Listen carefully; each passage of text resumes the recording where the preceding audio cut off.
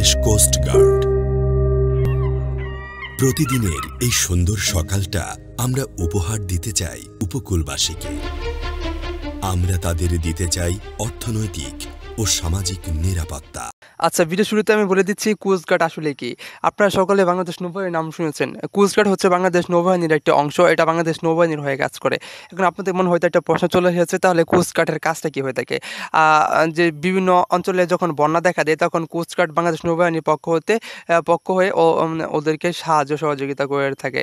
এবং কোস্ট গার্ডের প্রধান কাজই হয়ে থাকে, যখন কোনো জাহাজে জলদস্যুরা অ্যাটাক করে, তখন কোস্ট গার্ড ওদেরকে সাহায্য সহযোগিতা করে থাকে। তাদের কাজ হচ্ছে সমুদ্রপথে।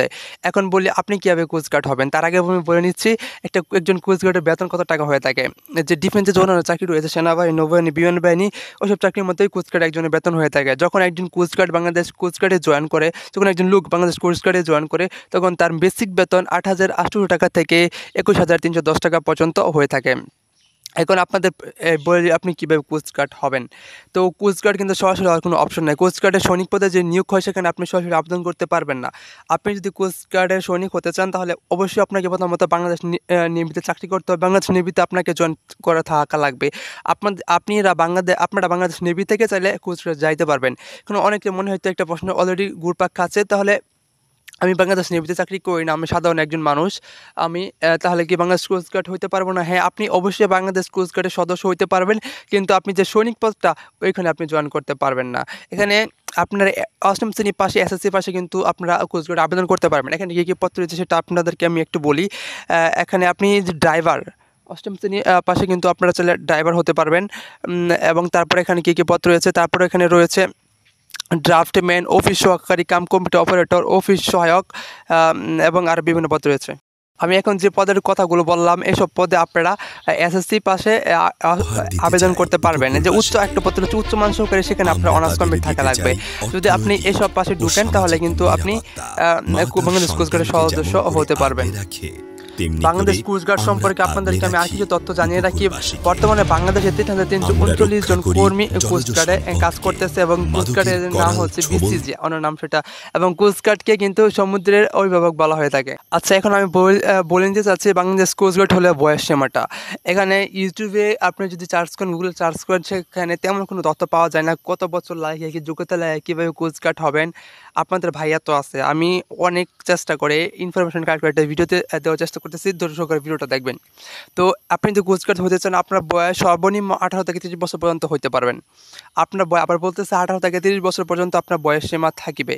আবার যে সৈনিক পদটা আছে, ওখানে আপনার 18 থেকে 22। এবং সৈনিক বাদে যে পদগুলো রয়েছে, ড্রাফটম্যান, অফিস সহায়ক, অফিস সহকারী কাম কম্পিউটার অপারেটর, এসব পদে আপনার 18 থেকে 30 বছর পর্যন্ত আবেদন করতে পারবেন।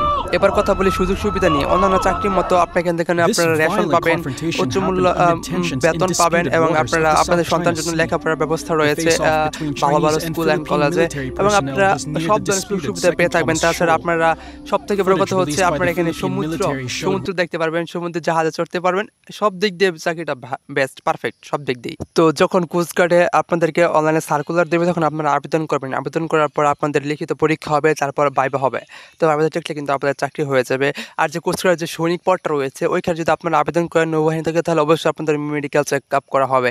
আর যে পদগুলো রয়েছে, অফিস সহকারী cum computer operator, office assistant এবং ড্রাফটম্যান, এইসব যে পদ, এখানে কোনো মেডিকেল চেক আপ করা হবে না। এখানে আপনারা আবেদন করবেন, পরীক্ষা দিবেন, ভাইভা দিবেন, জাস্ট আপনাদের চাকরি হয়ে যাবে। আচ্ছা, এখন আপনাদের সব থেকে কমন একটা প্রশ্ন, যেটা আপনারা আমাকে সবসময় করেন, ভাইয়া নিয়োগ কখন দিবে? বর্তমানে কি কোনো কোস্ট গার্ডে নিয়োগ চলতেছে কিনা?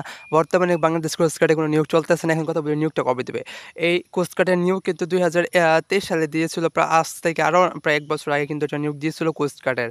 সেটাতে কিন্তু সৈনিক পদ, সেখানে শুধু ড্রাফটম্যান, অফিস সহকারী, কাম কম্পিউটার অপারেটর, এইসব পদগুলো ছিল। তো যেহেতু আরেক বছর নিয়োগ দিয়েছিল, এই বছর কিন্তু নিয়োগ দেওয়া হয় না। এখানে এই বছর নিয়োগ দেওয়া হয় না, এই বছর নিয়োগ একটা দেওয়ার সম্ভাবনা আছে। কারণ অনেকে বলেন, ভাই কোন মাসে নিয়োগটা দেবে? তো আমি তো আর কোস্ট গার্ডে চাকরি করি না, কোস্ট গার্ডের মহাপরিচালক কিন্তু আমি না। আপনাদেরকে আমি ডিফেন্সের তথ্য দিয়ে থাকি, আমি যতটুকু জানি, তথ্য কালেক্ট করতে পারি, অতটুকু তথ্য কিন্তু আমি আপনাদেরকে দিই। তো কোন মাসে প্রকাশিত হবে সেটা আমি শিওরলি বলতে পারতেছি না।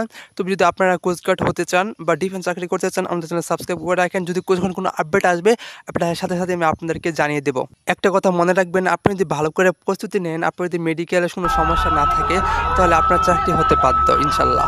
আল্লাহ যদি আপনার রিজিকে লেখা রাখে আপনার চাকরি হবেই। আপনি নৌবাহিনীতে বাদ পড়ছেন, বিমানবাহিনীতে বাদ পড়ছেন, শেষ মুখে গিয়ে দেখবেন আপনার বাংলাদেশ পুলিশের চাকরি হয়ে গেছে, পুলিশে বাদ পড়ছেন গিয়ে দেখবেন আপনার বিজেপিতে চাকরি হয়ে গেছে। চাকরি আপনার হবে, একটাতে বাদ পড়েন। বাংলাদেশে কিন্তু 5 থেকে 6টা সামরিক বাহিনী রয়েছে, এখানে না কোনো এখানে কিন্তু আপনার চাকরি হবেই। আপনি চেষ্টা করেন, স্বপ্ন আছে আপনার, চেষ্টা করেন, ভালো করে প্রস্তুতি নেন। আর আমার চ্যানেলের সাথে থাকেন, কোনো আপডেট আসলে কিন্তু আমরা সবার আগে আপনাদেরকে জানিয়ে দেবো। ভালো থাকুন, আল্লাহ হাফেজ।